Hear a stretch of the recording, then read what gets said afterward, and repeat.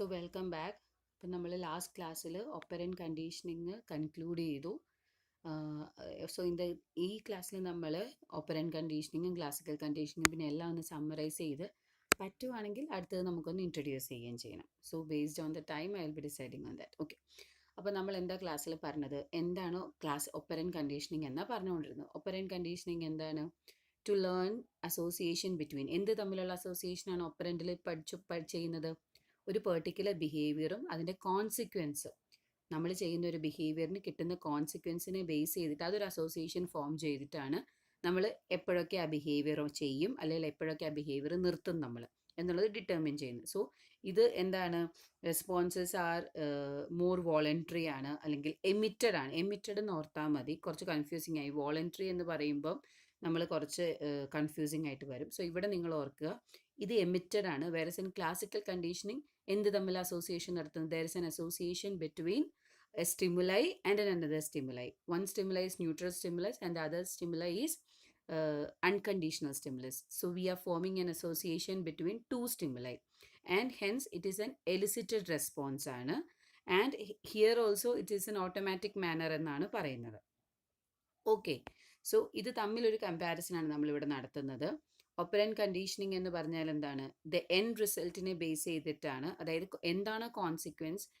In operant conditioning, consequence is more important. So based on the consequence, we decide whether to repeat or whether to stop the behavior. Whereas in classical conditioning, what is happening? Yeah, a stimulus based on the end result is based on the both the stimulus is that the antecedent stimuli. അല്ലെങ്കിൽ ഒരു സ്റ്റിമുലസിന് കിട്ടുന്ന response അല്ലെങ്കിൽ ആ സ്റ്റിമുലസിന് ശേഷം വരുന്ന ഏതാണോ unconditional stimulus, so അതിനെ base ചെയ്തിട്ടാണ് നമ്മൾ അവിടെ ലേണിംഗ് നടക്കുന്നത്. സോ അവിടെ റെസ്പോൺസ് ഇമ്പോർട്ടൻ്റ് അല്ല, അത്ര ഓർത്താൽ മതി. In classical conditioning consequence or response is not important, whereas in operant conditioning response or the consequence is important.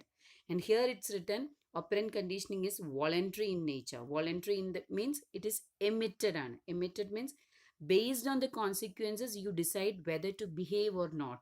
അല്ലേ?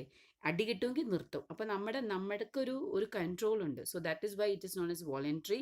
Whereas in classical condition it is involuntary, because once the association is formed you naturally behave. In the example, when there is an association is formed between a bell and the food, automatically when you see the bell you give the automatic response. So that's why classical conditioning is more involuntary in the nature, whereas operant conditioning is voluntary in nature. In operant conditioning consequences are important, whereas in classical conditioning antecedent stimuli are important. So neutral stimulus is important as well as unconditional stimulus are important. That's why antecedents are important. And in operant conditioning reinforcement should be immediate. Most of the time reinforcement should be immediate in case of operant conditioning, whereas in classical conditioning CS, that is conditioned stimulus, must occur immediately before the unconditional stimulus. That is, you have to give bell before food. That is the arrangement, temporal arrangement there. And in operant conditioning an expectancy develops. We have already discussed in the cognitive perspective part that in operant conditioning the what we say expectancy or the cognitive processes are important in operant conditioning, where here what kind of expectancies develop is about the reinforcement, like what will be the probable reinforcement we might get or receive. So that is the kind of expectancy we develop in operant conditioning, whereas in classical conditioning we are developing an expectancy that immediately after CS you will be receiving an UCS. Okay, that is, we know that okay, once the neutral stimulus come, immediately after that you will be receiving that unconditional stimulus. So that is the expectancy that is developing in classical conditioning, whereas in operant conditioning you are understanding for this kind of behavior you will be expected to receive a reinforcement or a punishment. So these are the major kinds of difference between operant and classical. Along with this, please note, in operant conditioning the behavior is emitted, and in classical conditioning behavior is elicited. So With this we'll be concluding, like this will be the main difference. And before that, I just want to tell you like what are the main points in classical conditioning and in operant conditioning. So before going to classical conditioning, since we have discussed it many times, we will be discussing on what will be the major points in operant conditioning. So when you're writing an essay, or if you're asked to write an essay on operant conditioning, first you have to tell who proposed that. Who proposed that? Skinner proposed. And how he was motivated towards this theory through the concept of law of effect by Thorndike. So when you're giving this, if possible, you can explain the experiment also, like how the rat was placed and how the rat moved, and when it received a food, it continued to behave. Similarly, if you want, you can just in 2 or 3 sentences you can summarize the experiment. That gives a good impression on your answers. So after explaining this experiment, you have to tell. So that is the first point. In operant conditioning, how it is different from classical conditioning is the consequences are important here. So you have to explain reinforcement and punishment. Okay, so first the operant conditioning, its pioneer, law of effect, then reinforcement and punishment. Then you have to tell there are types of reinforcement. What are they? There are two types of reinforcement and two types of punishment.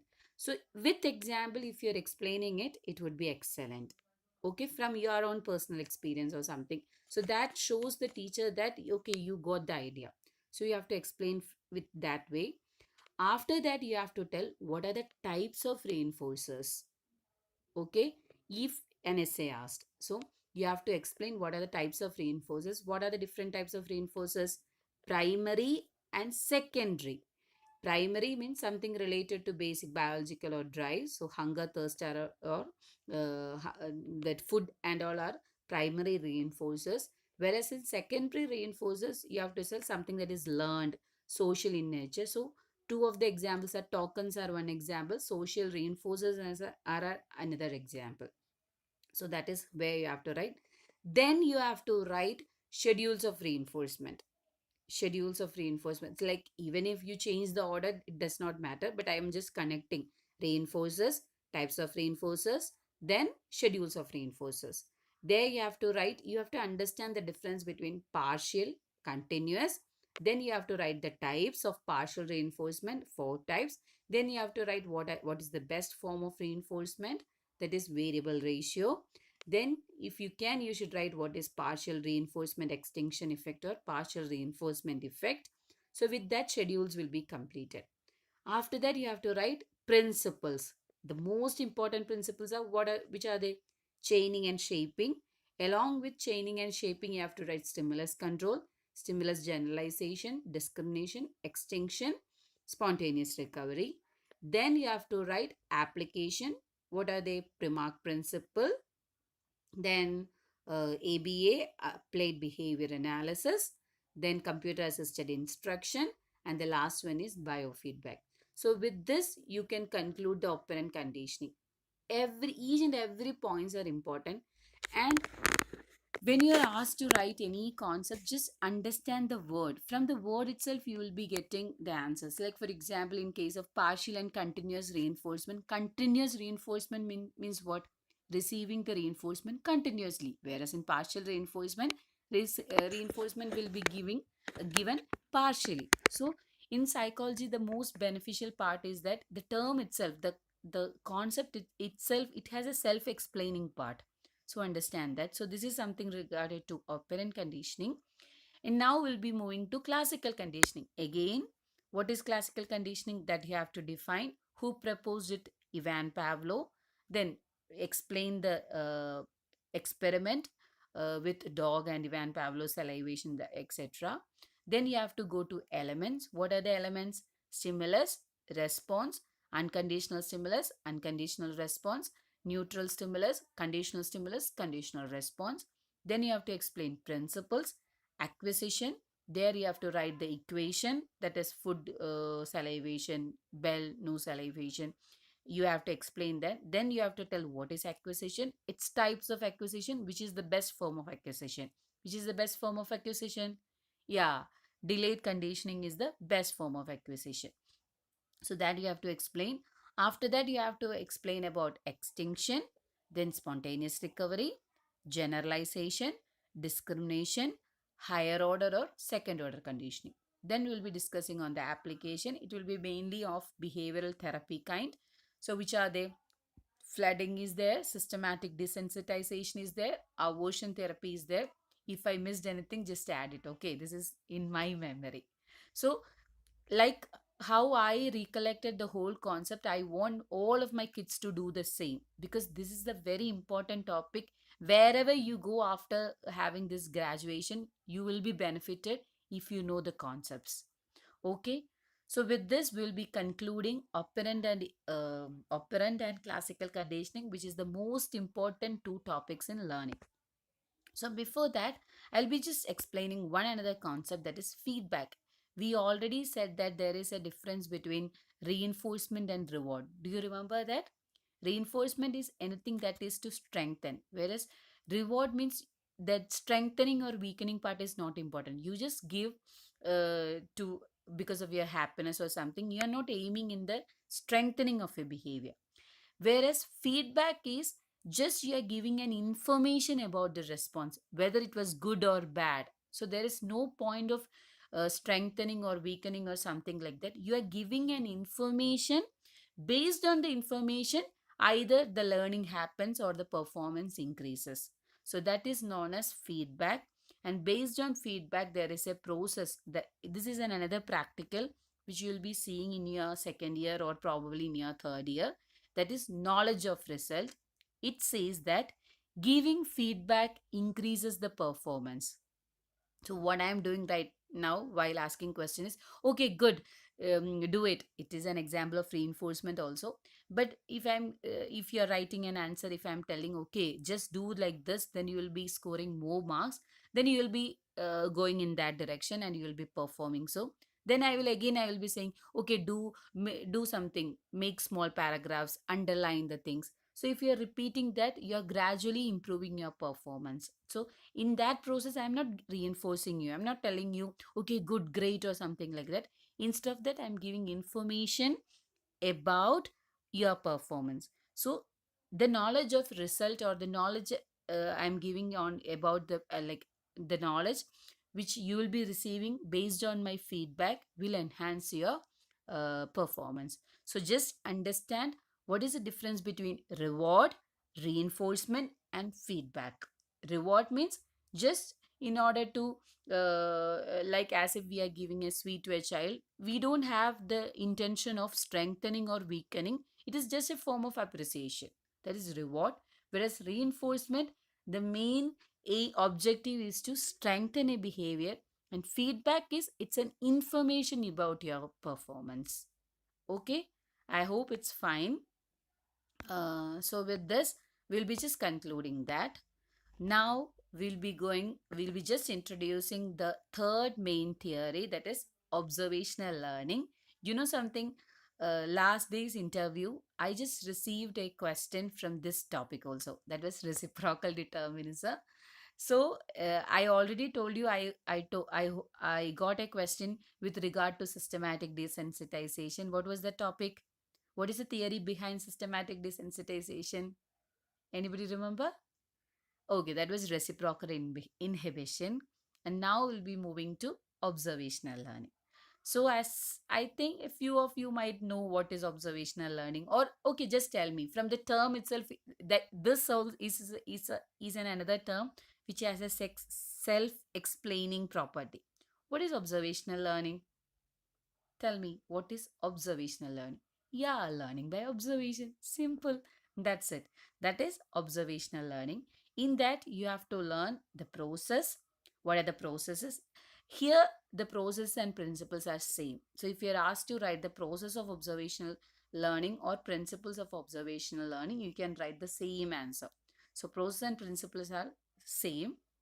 Then you have to understand the concept. So just we'll be discussing on the definition today. What is observational learning? Acquisition of and later action of a new information, behavior, or concept demonstrated by others.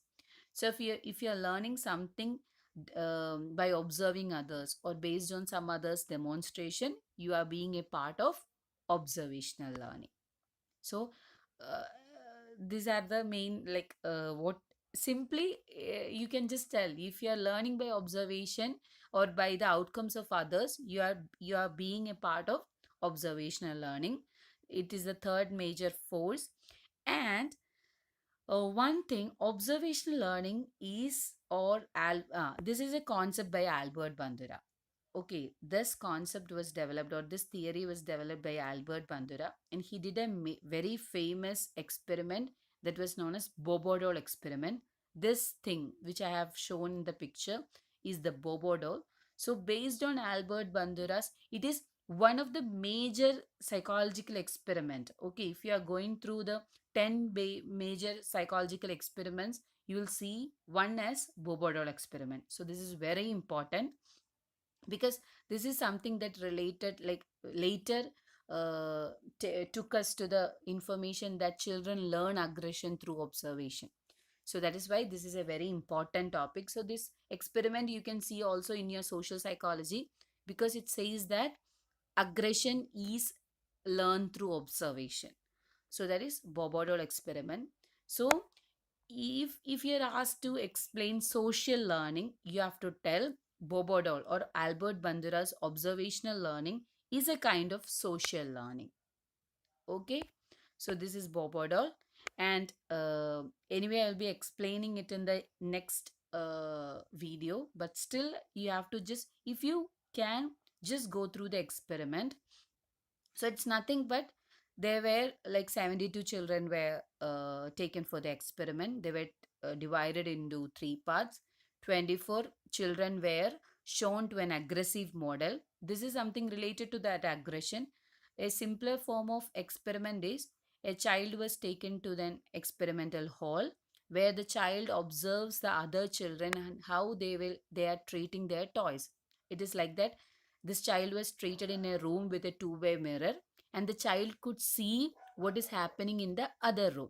So, if some children, a few kids come to the room where this small child is watching the other children.